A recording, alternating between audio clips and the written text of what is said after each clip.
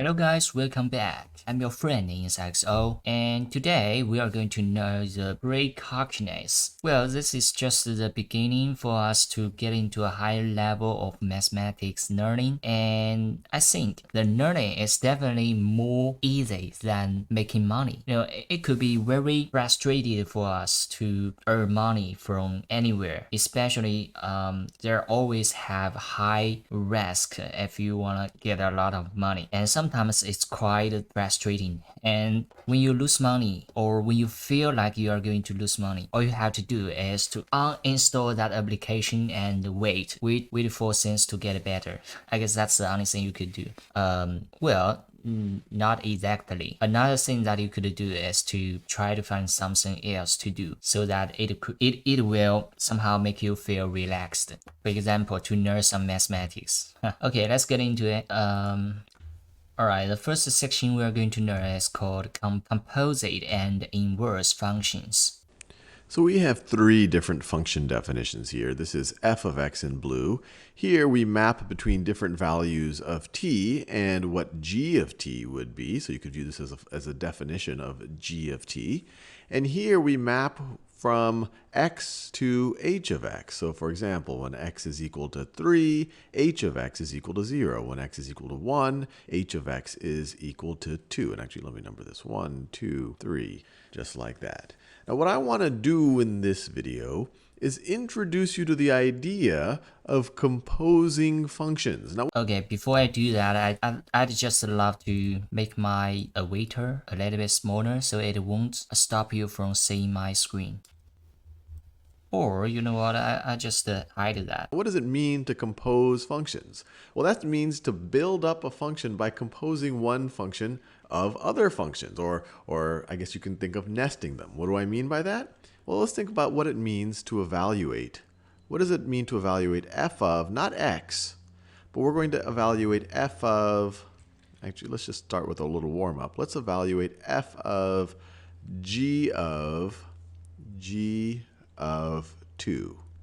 Now, what do you think this is going to be? And I encourage you to pause this video and think about it on your own. Well, it seems kind of daunting at first if you're not very familiar with the notation, but we just have to remember what a function is. A function is just a mapping from one set of numbers to another. So, for example, when we're saying g of 2, that means take the number 2, input it into the function g, and then you're going to get an output, which we are going to call g of 2. Now we're going to use that output, g of 2, and then input it into the function f. So we're going to input it into the function f. We're going to input it into the function f, and what we're going to get is f of the thing that we inputted, f of g of 2. f of g of 2. So let's just take this step by step. What is g of 2? Well, when t is equal to 2, g of 2 is negative 3. So g of 2 is negative 3. And so when I put negative 3 into f, what am I going to get? Well, I'm going to get negative 3 squared minus 1, which is 9 minus 1, which is going to be equal to 8. So this right over here is equal to 8. f of g of 2 is going to be equal to 8.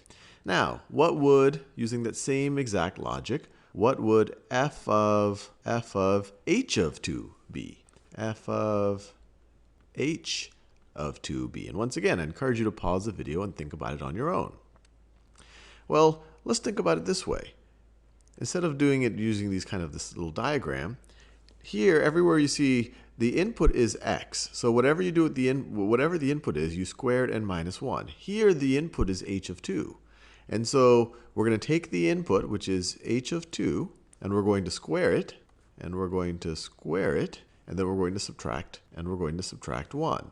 So f of h of 2 is h of 2 squared minus 1. Now what is h of 2? When x is equal to 2, h of 2 is 1. So h of 2 is 1. So since h of 2 is equal to 1, this simplifies to 1 squared minus 1. Well, that's just going to be 1 minus 1, which is equal to 0. And we could have done it with the diagram way. We could have said, hey, we're going to input 2 into h, input 2 into h. If you input 2 into h, you get 1. So that is h of 2 right over here. So that is h of 2. And then we're going to input that into f. And then we're going to input that into f, which is going to give us f of 1. F of 1 is 1 squared minus 1, which is 0, which is 0. So this right over here is f of h of 2. H of 2 is the input into f, so the output is going to be f of our input, f of h of 2. Now we can go even further. Let's do a composite. Let's compose three of these. Let's compose three of these functions together. So let's take, oh, I don't know, let's take and I'm doing this on the fly a little bit, so I hope it's a good result. G of, and let me switch the order. G of f of 2. And let me just think about this for 1 second. So that's going to be g of f of 2. And let's take h of g of f of 2, just for fun. H of. So now we're really doing a triple composition. So there's a bunch of ways we could do this. One way is to just try to evaluate what is f of 2.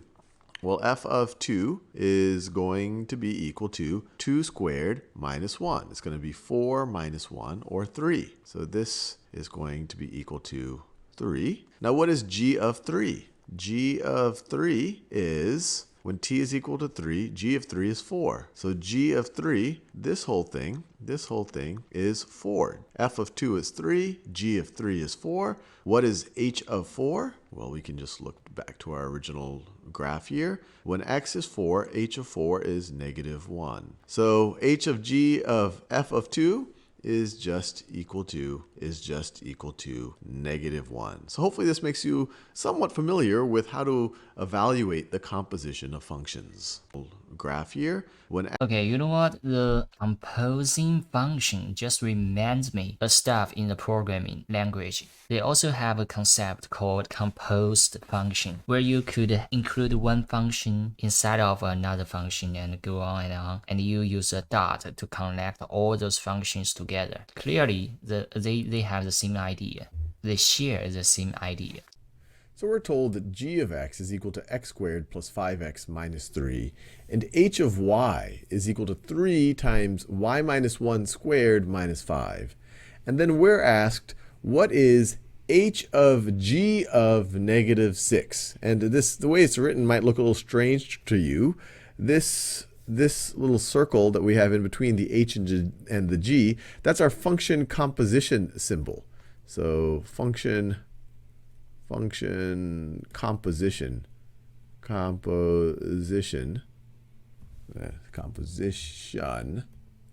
symbol.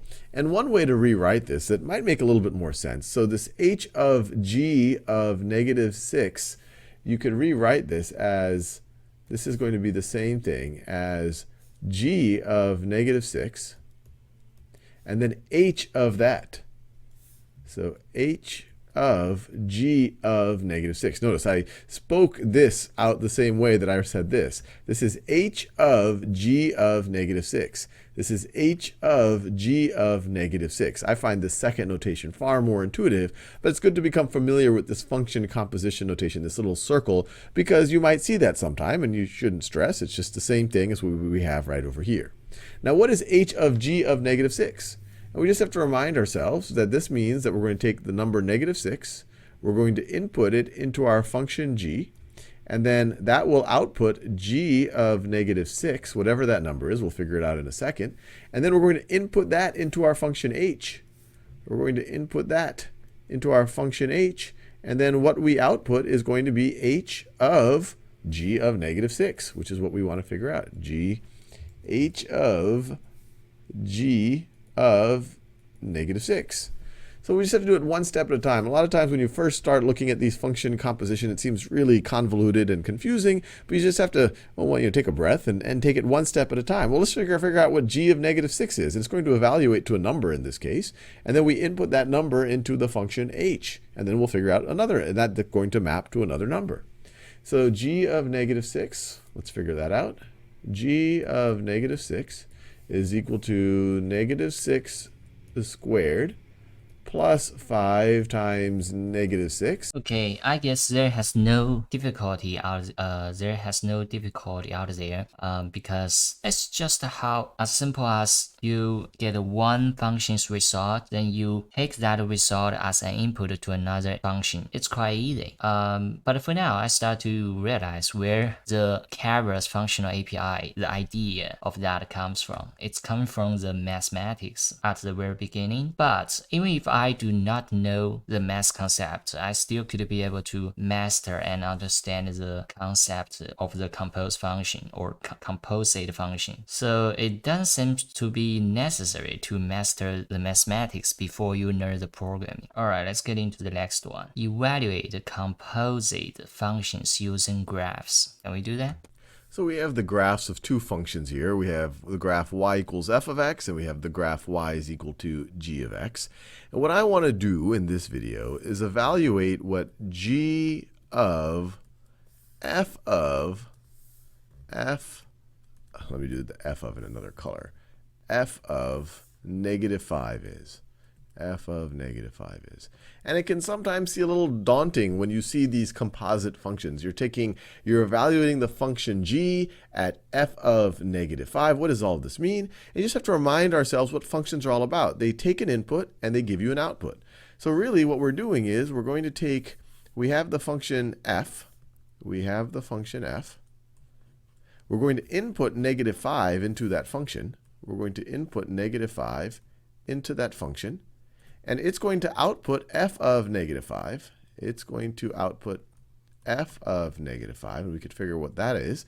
And then that's going to be the input into the function g. So that's going to be the input into the function g. And so we're going to, and then the output is going to be g of f of negative 5. G of f of negative 5.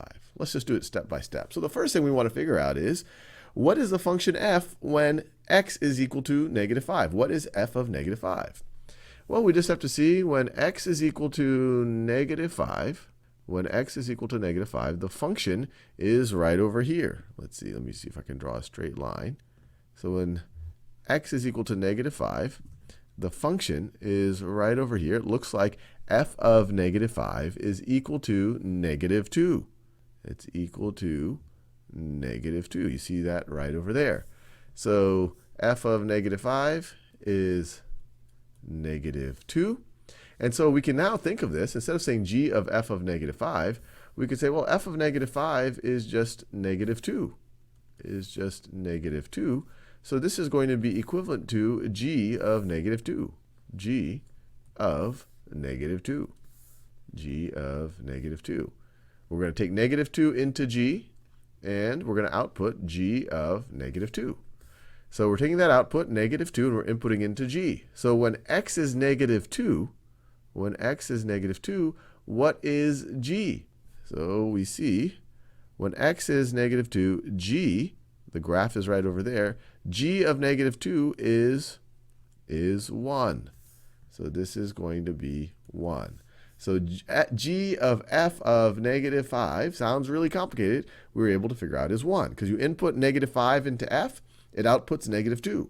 Okay, I thought they would try to graph the composite function as a graph. But in the end, he didn't do that. What he did is try to use the two graphs to calculate out the output, which is quite stupid. Who would do that in the real life? Nobody do that. We will just write that formula as a computer programming language, and then let the computer to evaluate out the final value. Who would ever drop the graph? Who would be that boring, or who would be that bored to do that? No one do that in the real life. So let's go to the next section. Modeling with composite functions.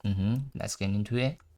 Carter has noticed a few quantitative relationships related to the success of his football team and has modeled them with the following functions. All right, this is interesting. So he has this function which he denotes with capital N, and it's the and the input of it is the winning percentage W, and then the output is the average number of fans per game. So he's making some type of model that says, look, the number of fans per game are going to be in some way dependent on what your winning percentage is. And I'm assuming his model, the higher the winning percentage, the more fans are going to show up at a game. Now this is the W. The input is the average daily practice time, X, and the output is the winning percentage. All right, that makes sense. Probably, once again, probably some type of a positive effect of practicing more is going to create a higher winning percentage. And this other function, number of rainy days are, and then average practice time. Yep, well, the more rainy days you have, well, that's going to lower your average practice time. So I definitely see how practice time P would be a function of number of rainy days. The expression n of w of x represents which of the following? Well, before we even look at the choices, let's think of what's happening. This is another way of denoting we're going to take x. We're going to take x right over here. And we are going to input it into w. And we're going to get out w of x. And then we're going to input that into the function n. And we are going to get out n of w of x. So what does the function w do? What does the function w do right over here? Well, that's winning percentage as a function of practice time. So you input practice time, and it gives you what somehow predicts a winning percentage. Winning percentage. And then you take that winning percentage and you input it into function n. Function n is going to output the number of fans per game based on winning percentage. So this is number of fans. So when you take the composite function, you're actually creating a function that starts with practice time as the input and shows the number of fans that are going to be dependent on your practice time. So this is interesting. So we should look for a choice that says, how does the number of fans that show up at a game, how is that dependent on practice time, X? All right, the team's winning percentage is a function of the average daily practice time. Now that would be just W of X. If they said just W of X, that would be winning percentage as a function of average daily practice time. So I can...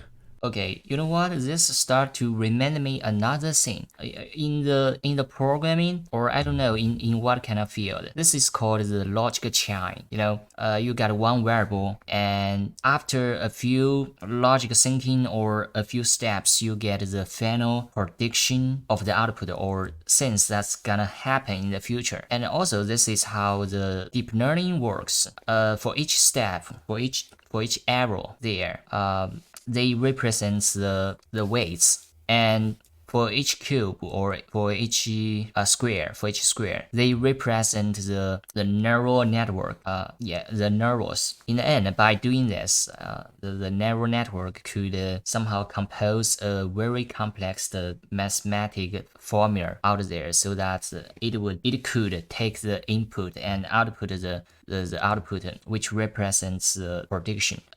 So let's say the machine learning and the mathematics in here, they share the same mindset, or they share the same logic. I don't know how to call it, but this is how I understand it. And okay, let's go on. Invertible function. Determine if a function is invertible. F is a finite function whose domain is the letters A to E. The following table lists the output for each input in F's domain.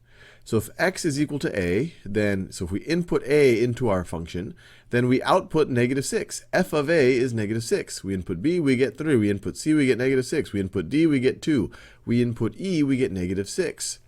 Build the mapping diagram for f by dragging the endpoints of the segments in the graph below so that they pair each domain element with its correct range element.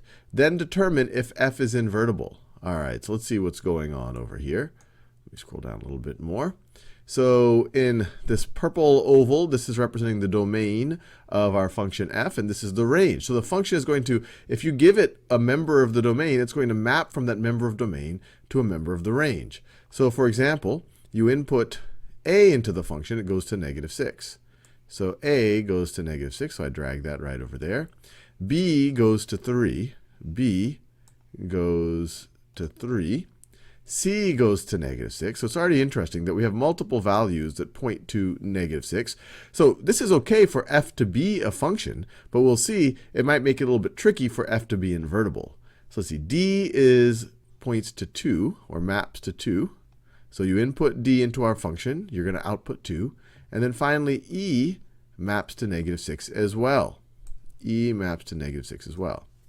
So that's a visualization of how this function f maps from a through e to members of the range. But also ask ourselves, is this function invertible? And I already hinted at it a little bit. Well, in order for it to be invertible, you need a function that could go from each of these points that can do the inverse mapping. But it has to be a function. So if you input 3 into this inverse function, it should give you b. If you input 2 into this inverse function, it should output d. If you input -6 into this inverse function, or this hypothetical inverse function, what should it do?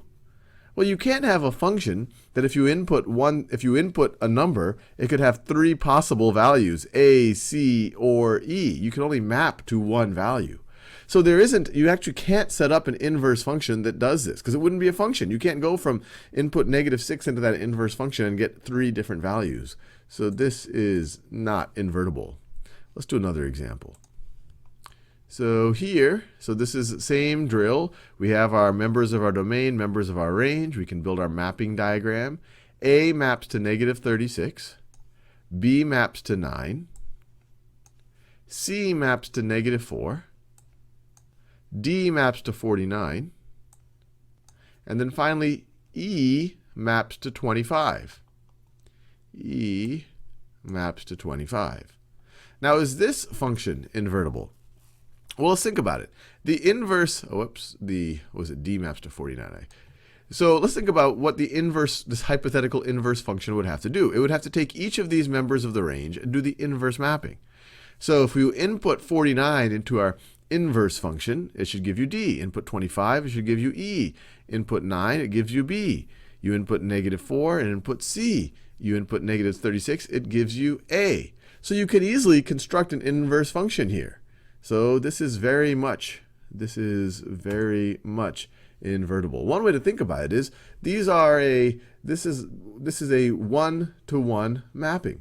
Each of the members of the domain correspond to a unique member of the range. You don't have 2 members of the domain. Okay, so how you define the invertible function? It is if the input and the output are, or if the input and the output is one-to-one map, then it's invertible. Otherwise, it's not. To which intervals could we restrict f of x is equal to cosine of x minus pi over 4 so that f of x is invertible? And they show us what cosine of x minus pi over 4, what it looks like, the graph of it. So let's just think about what it means for a function to be invertible. So a function is a mapping from a set of elements that we would call the domain. So my pen is a little off today, so let's see if it works okay. So this right over here is our domain, and this over here is our range. And a function maps from an element in our domain to an element in our range. That's what a function does. Now the inverse of the function maps from that element in the range to the element in the domain. So that over there would be f inverse. So that's the direction of the function. That's the direction of f inverse. Now a function is not invertible. One of the situations in which a function is not invertible, you could have a function where 2 elements of the domain map to the same element of the range. So both of these elements map to that element of the range. So both of these are the function. But then if this is the case, you're not going to be able to create a function that maps the other way, because if you input this into the inverse function, where do you go? Do you go to that element of the domain, or do you go to that element right over there? And so one way to think about it is you need a one-to-one mapping. For each element of the domain range, there's only one element of the domain that gets you there. Or another way to think about it, you could try to draw a horizontal line on the graph of the function and see if it crosses through the function more than once. And you could see that this is indeed the case for this function right over here. If I did a horizontal line right over here. Now, why is this the issue? Well, this is showing us, actually, let me do a number that's a little bit easier to look at. So let's say I drew the horizontal line right over here. Now, why is this horizontal line an issue? Well, it's showing us that just even what the part of the domain that's being graphed here, that there's several points that map to the same element of the range. They're mapping to 0.5. 0.5. If you this value right over here, when you input f of that is equal to 0.5, f of this right over here is equal to 0.5, f of this right over here is 0.5. So if you have that, if you have multiple elements of your domain mapping to the same element of the range, then the function will not be invertible for that domain. So really what we're going to do is we're going to try to restrict the domain so that for that domain, if I were to essentially apply this, what I'd call the horizontal line test, I'd only intersect the function once.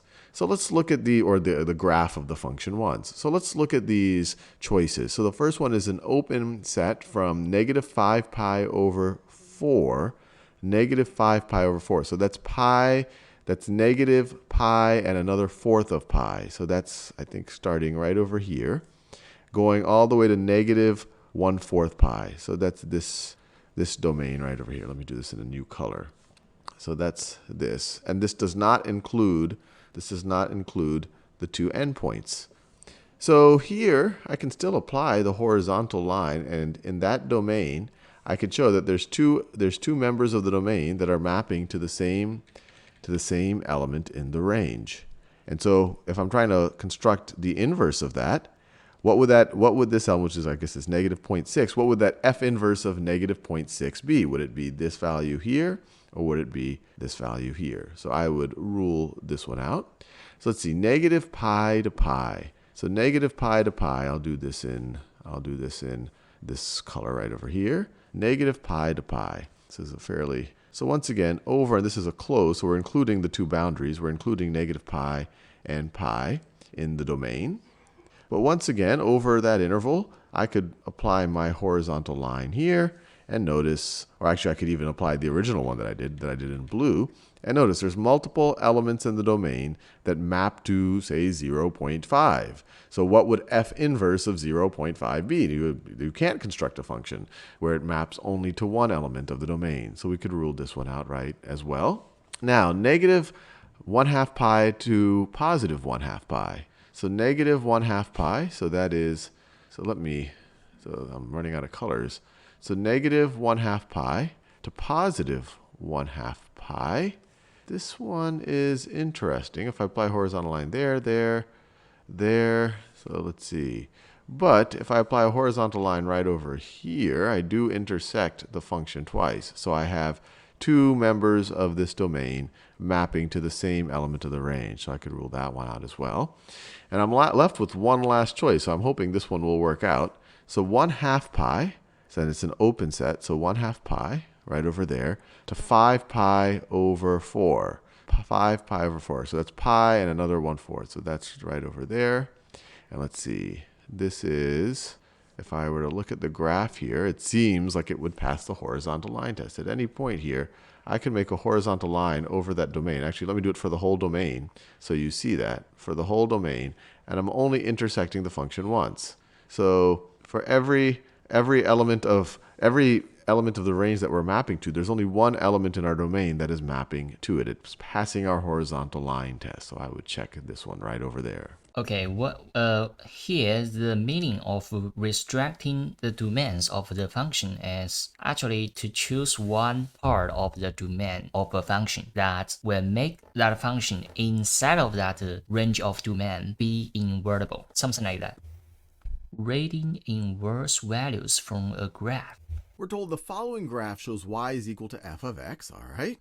And then the first question they say is what appears to be the value of f inverse of 2? Pause the video and see if you can have a go at that. All right, now let's work through this together. So it's important to realize they're not asking us what f of 2 is. They're asking us f inverse of 2.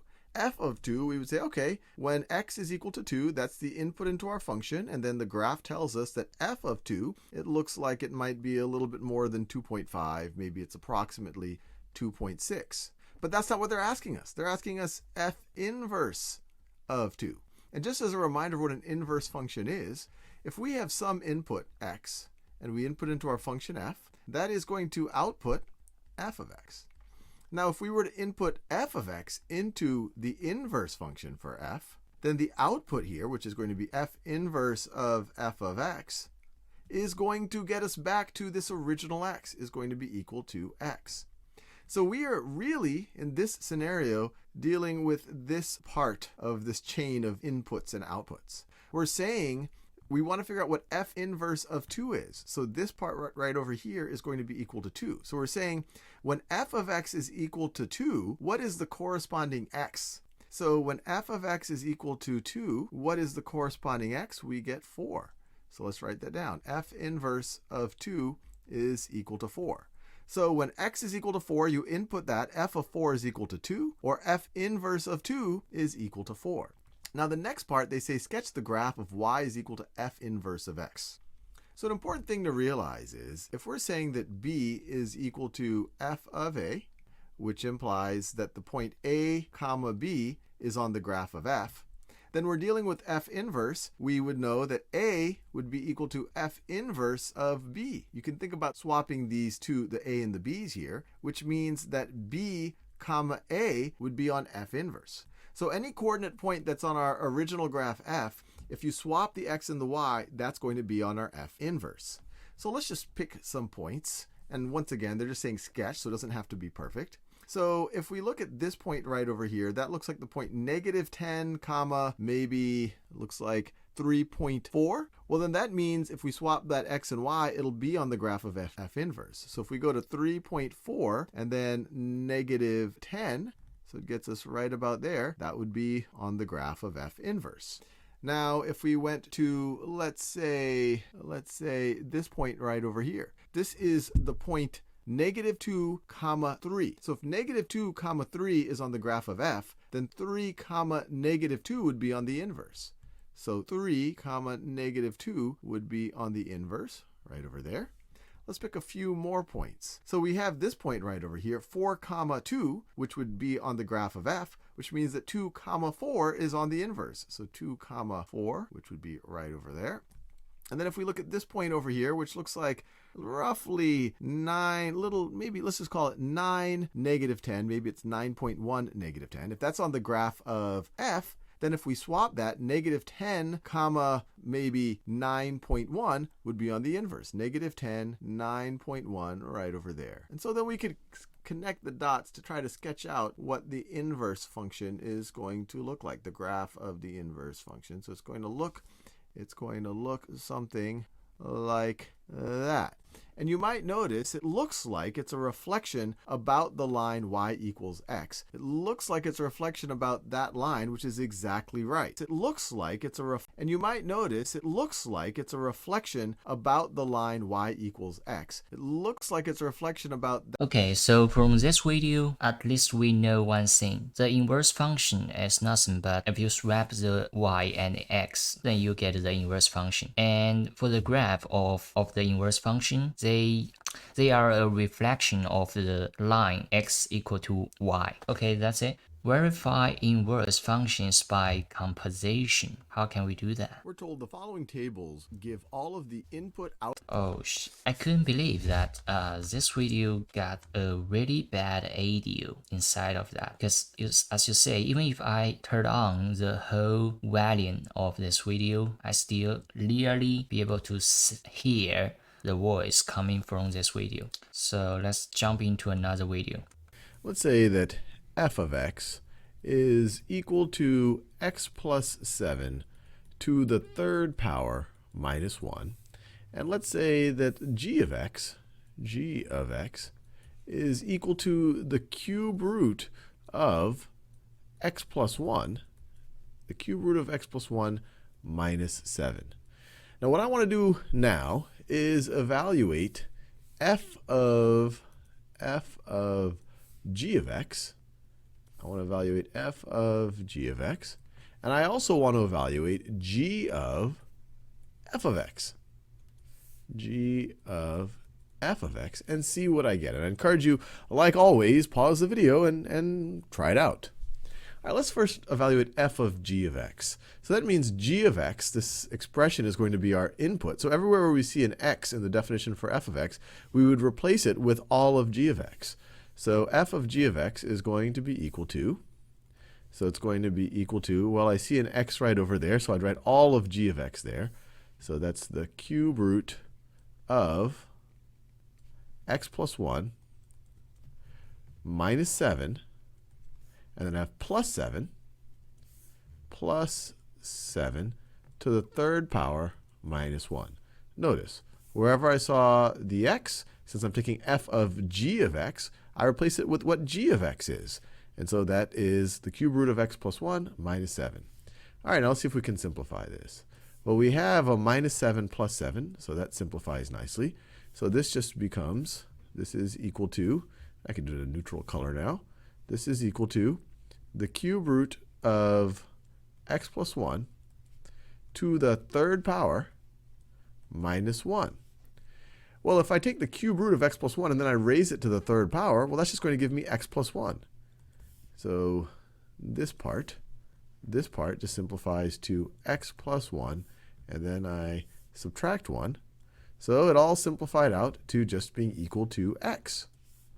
So we're just left with an x. So f of g of x is just x. So now let's try what g of f of x is. So g of f of x is going to be equal to, I'll do it right over here. This is going to be equal to the cube root of, and actually let me write it out. Wherever I see an x, I can write f of x instead. I didn't do it that last time. I went directly and replaced with the definition of f of x. But just to make it clear what I'm doing. So everywhere I'm seeing an x, I replace it with an f of x. So the cube root of f of x plus 1 minus 7.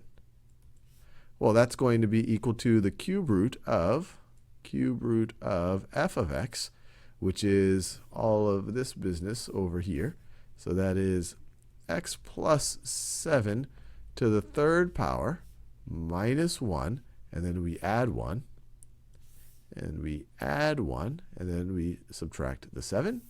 Lucky for us, this subtracting 1 and adding 1, those cancel out. And so we're going to take the cube root of x plus 7 to the third power. Well, the cube root of x plus 7 to the third power is just going to be x plus 7. So this is going to be x plus 7. So all of this business simplifies to x plus 7. And then we need to subtract 7. And these two cancel out, or they negate each other, and we are just left with x.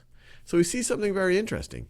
F of g of x is just x, and g of f of x is x. So if we, in this case, if we start with an x,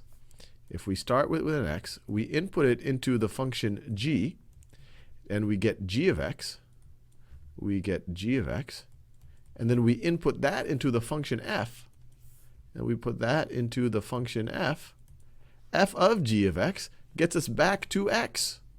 It gets us back to x. So we kind of did a round trip. And the same thing is happening over here. If I put x into f of x, if I get put x into the function f, and I get f of x, the output is f of x, and then I input that into g, into the function g. Once again, I do this round trip, and I get back to x. Another way to think about it, if you view this as, so these are both composite functions, but one way to think about it is, if these are the set of all possible inputs into either of these composite functions, and then these are the outputs, so you are starting with an x, I'll do this case first. So g is a mapping, let me write down. So g is going to be a mapping from x to g of x. So this is what g is doing. So the function g maps from x to some value g of x. And then if you were to apply f to this value right over here, if you apply f to this value to g of x, you get all the way back to x. So that is f of g of x. And vice versa. If you start with x and you apply f of x first, so if you start with if you apply f of x first, let me do that. So if you apply f of x first, you say you get to this value, so that is f of x. So you applied the function f, but then you apply the function g to that. You get back. So this is g of g of f of x, I should say, g of f. We're applying the function g to the value f of x. And so since we get a round trip either way, we know that the functions g and f are inverses of each other. In fact, we can write that f of x is equal to the inverse of g of x, and vice versa. G of x is equal to the inverse of f of x, Hope you enjoyed that. Oh, I can't believe that in the end, the K-Han, he said that, hope you enjoy that. Yeah, sometimes I feel it's quite enjoyable by watching his video because you know, he will always use some words that very easy for you to understand, and what he said is also quite logical, so you won't feel the difficulty to understand what he said. And I think this is a real teaching, you know. We always say something that human understandable. Oh, okay. So what he said in the last video we saw is how can we verify if a function is an inverse function or not by doing the calculation? Well, it can be as simple as, let me just watch the video again. Vice versa. Okay, I got it. So if you got two functions and if you have the same input, which is a x, and in the end, what you get is the same x, so they are equal somehow. For example, if you look at here, fx equal to the inverse function of gx. If that's true, that means fx and gx, they are inverse function of each other. Okay, I guess that's today's learning, and I hope you enjoy it. I will see you guys in the, wait a minute. I will see you guys in the next video. Bye!